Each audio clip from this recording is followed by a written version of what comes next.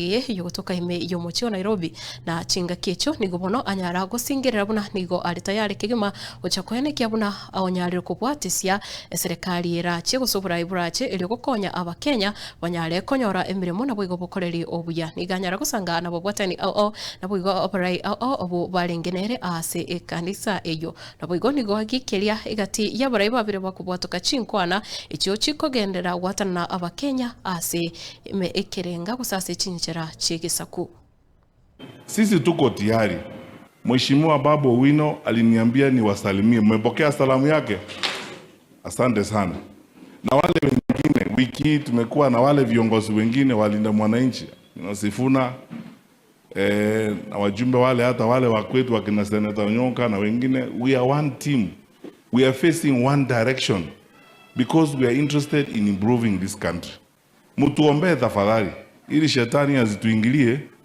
Najua wale ndugu zetu wako kwa serikali nao wana maombi yao. Maombi yao ni kwamba tugawanyike.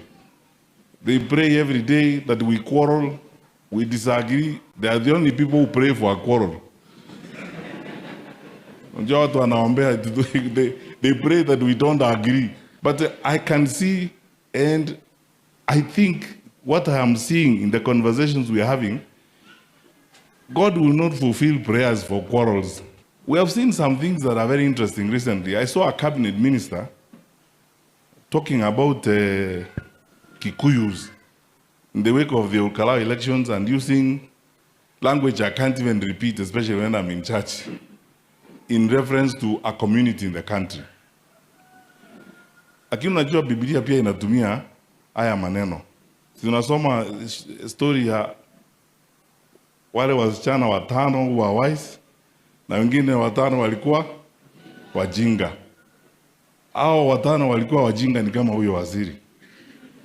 Kwa hivyo hata Biblia inasema unaweza kutumia hilo jina hapa. Very foolish, because the leaders don't profile communities. Tunaanza kusema hii shida iko kwa nchi yetu, eti wale kabila hii na ile kabila ingine. Kiongozi mjinga tu ndio anaongea namna hiyo. Kwa sababu sisi wote ni watoto wa nani? Sisi wote ni watoto wa Mungu. Na mambo ikifanyika, haiwezi kuwa eti inafanyika kwa sababu huyu kabila yake iko namna hii ama kabila yake iko namna hii. We all must fight this thing, my brothers and sisters. We must fight this business of ethnic profiling. Tukianza kusema, and it doesn't matter where it comes from, whether it comes from those elements who are in government or those elements who are outside of government.